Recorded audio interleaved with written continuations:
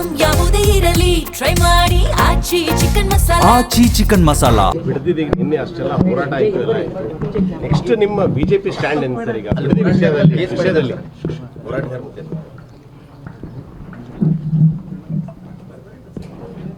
ಮುಖ್ಯಮಂತ್ರಿಗಳು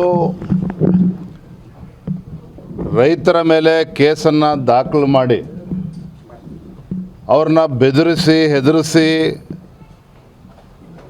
ರೈತರನ್ನು ಬೀದಿಗೆ ತಂದು ಜಮೀನನ್ನು ಕಸ್ಕೊಳ್ಬೋದು ಅನ್ನುವ ಭ್ರಮೆನಲ್ಲಿ ಅವರೇನಾರು ಇದ್ದರೆ ಆ ಭ್ರಮೆಯಿಂದ ಹೊರಗೆ ಬರಬೇಕು ಅಂತೇಳಿ ತಮ್ಮ ಮುಖೇನ ನಾನು ಆಗ್ರಹಪಡಿಸ್ತಾ ಇದ್ದೇನೆ. ಒಬ್ಬ ರಾಜ್ಯದ ಮುಖ್ಯಮಂತ್ರಿಗಳಾಗಿ ರೈತರ ಸಂಕಷ್ಟಕ್ಕೆ ಸ್ಪಂದನೆ ಮಾಡಬೇಕಾಗಿರ್ತಕ್ಕಂಥ ಕರ್ತವ್ಯ ಅವ್ರ ಮೇಲಿದೆ.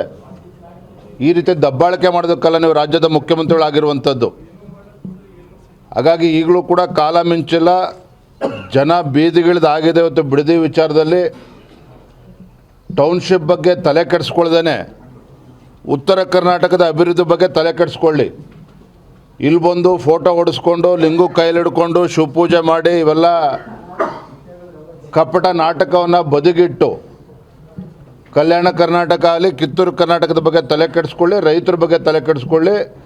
ರೈತರ ಇವತ್ತು ಆದ್ಯತೆ ರಾಜ್ಯದ ಮುಖ್ಯಮಂತ್ರಿಗಳಿಗೆ ಕಾಂಗ್ರೆಸ್ ಸರ್ಕಾರಕ್ಕೆ ಆಗಬೇಕೇ ವಿನಃ ಟೌನ್ಶಿಪ್ಗಳಲ್ಲ. ಟೌನ್ಶಿಪ್ ಅಗತ್ಯತೆ ಇದೆಯಾ? ಖಂಡಿತ ಅಗತ್ಯತೆ ಇದೆ. ಆದರೆ ರೈತರ ಜಮೀನನ್ನು ಕಸ್ಕೊಂಡು ಮಾಡೋದಕ್ಕೆ ಸಾಧ್ಯ ಇಲ್ಲ.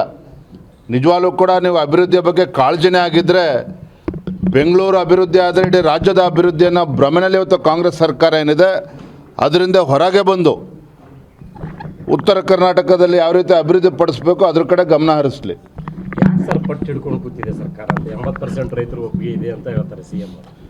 ಟಾಸ್ಕ್ ಏನಾದರೂ ಕೊಟ್ಟಿದ್ದಾರೆ DK ಅವರಿಗೆ? ಬಿಡದಿ ಟೌನ್ಶಿಪ್ ಜೊತೆಗೆ ಕನಕಪುರದಲ್ಲಿ ಏರ್ಪೋರ್ಟನ್ನು ಏನು ಮಾಡೋದಕ್ಕೆ ಹೊರಟಿದ್ದಾರಲ್ಲ, ಇವೆರಡೂ ಕೂಡ ಒಟ್ಟೊಟ್ಟಿಗೆ ಸೇರಿಕೊಂಡಿದೆ.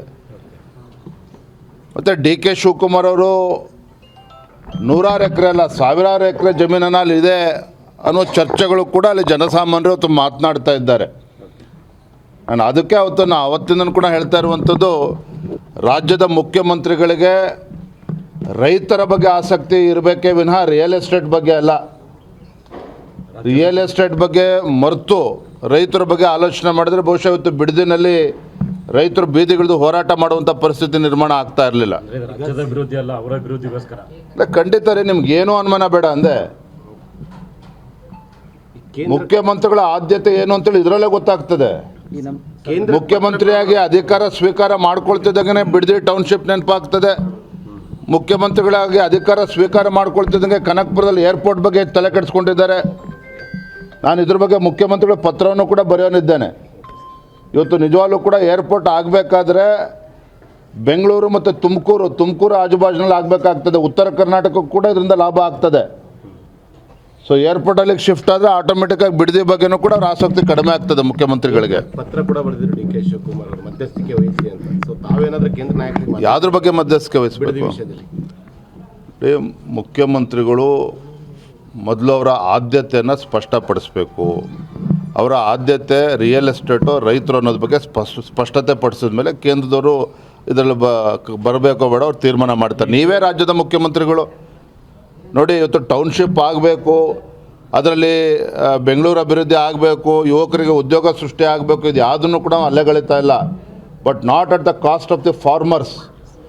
70% ರೈತರು ಇವತ್ತು ಜಮೀನನ್ನು ಕೊಡೋದಕ್ಕೆ ತಯಾರಿದ್ದರೆ ಅಲ್ಲಿ ಭೂ ಸ್ವಾಧೀನ ಮಾಡಬೇಕಾಗ್ತದೆ ರಾಜ್ಯ ಸರ್ಕಾರ.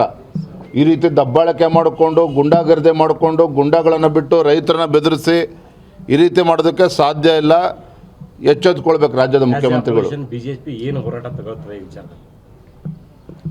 ಭಾರತೀಯ ಜನತಾ ಪಾರ್ಟಿ ಇದನ್ನು ನಾವು ಗಂಭೀರವಾಗಿ ತೆಗೆದುಕೊಂಡಿದ್ದೇವೆ. ರೈತರಿಗೆ ಬೀದಿ ಬರೋದಕ್ಕೆ ಏನು ರಾಜ್ಯ ಸರ್ಕಾರ ಹುನ್ನಾರ ಹಾಕಿದ್ರೆ ಅವಕಾಶವನ್ನು ಕೊಡೋದಿಲ್ಲ. ಖಂಡಿತ ನಾವು ರೈತರ ಪರವಾಗಿ ನಾವು ಇರ್ತೇವೆ.